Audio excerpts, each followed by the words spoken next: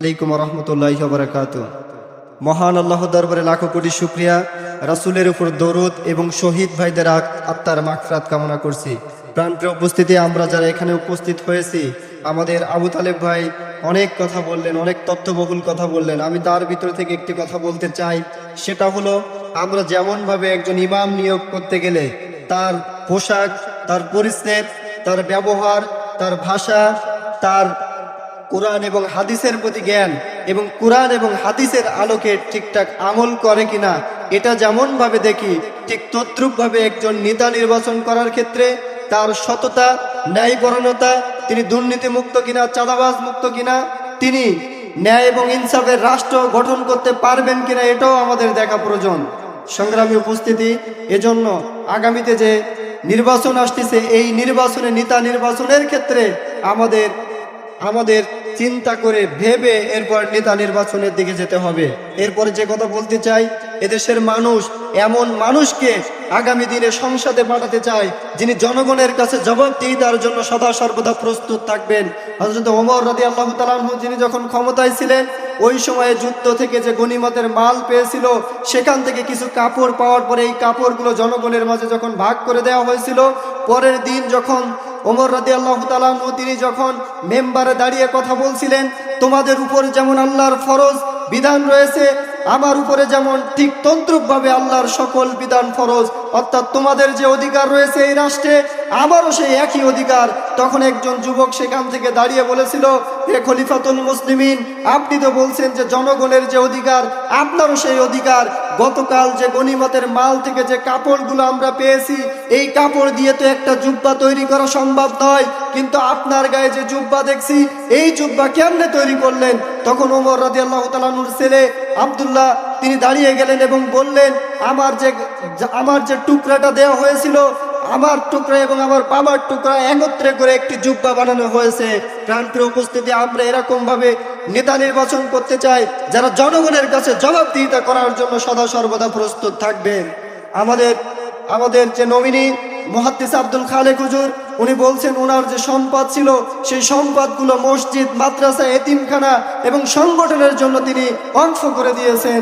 আমরা এই মুহাদ্দিস আব্দুল খালেকের মতো সোনার মানুষকে আগামীর দিনে এই সাতক্ষীরা 2 আসন থেকে সংসদে পাঠাতে চাই ইনশাআল্লাহ। তাহলে আমরা তার কাছ থেকে জবাবদিহিতা নিতে পারবো। সাথে সাথে রাসূল আকরাম সাল্লাল্লাহু আলাইহি সাল্লাম যেভাবে তিনি বিদায় হজে বলেছিলেন যে আমার উপরে যে অর্পিত দায়িত্ব ছিল, এই দায়িত্বগুলো আমি যথাযথভাবে পালন করতে পারলাম কিনা, তখন জনগণ যেভাবে বলেছিল আপনার উপরে যে অর্পিত দায়িত্ব ছিল, এই অর্পিত দায়িত্বগুলো আপনি পুঙ্খানুপুঙ্খভাবে পালন করেছেন। আমাদের নেতাও এরকম ভাবে আমাদের কাছে বলবে 5 বছর পরে আমাদের উপরে যে জনগণের দায়িত্ব ছিল, এই জনগণের দায়িত্ব আমরা যথাযথভাবে পালন করতে পারলাম কিনা। সম্মানিত উপস্থিতি, সাথে সাথে আমরা বলতে চাই 54 বছর দেশ স্বাধীন হওয়ার পরেও আদর্শ নেতৃত্ব এদেশ পায়নি। এদেশ যত দল এই দেশের ক্ষমতায় এসেছে, প্রত্যেকটা দল চাঁদাবাজি, টেন্ডারবাজি, তারা খুন ধর্ষণ করে তারা চ্যাম্পিয়ন হয়েছে।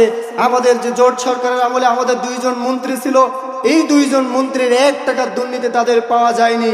আবার যদি আমরা তাদেরকে ক্ষমতায় নিয়ে যেতে পারি, অনেকেই বলে যে জামাত ইসলাম ক্ষমতায় গেলে তারা রাষ্ট্র পরিচালনা করতে পারবে না। আমরা বলতে চাই, জোট সরকারের আমলে আমাদের 2 জন মন্ত্রী যদি এমনভাবে তারা ক্ষমতা পরিচালনা করছে, তাদের বিরুদ্ধে 1 টাকা দুর্নীতি দেখানো যায়নি। আবার অনেকে বলে যে জামাত ইসলাম ক্ষমতা ভালোভাবে পরিচালনা করতে পারবে না। আমরা তাদের বলতে চাই যে ছাত্র শিবির যেভাবে বাংলাদেশের ইউনিভার্সিটিগুলো চালাচ্ছে, সেই ইউনিভার্সিটিগুলোর ঘোল পাল্টিয়ে গেছে, তাদের চেহারা পরিবর্তন হয়ে গেছে। বাংলাদেশ জামাত ইসলাম যদি আগামীতে ক্ষমতায় যায়, বাংলাদেশের চেহারা এমনিভাবে পাল্টাই দেবে ইনশাআল্লাহ। এবং আমরা বলতে চাই, এদেশের যত ক্ষমতাশালী ব্যক্তি এসেছেন, তারা আকাম কুকাম করার পরে এদেশ থেকে পালিয়ে যেতে তারা বাধ্য হয়েছে।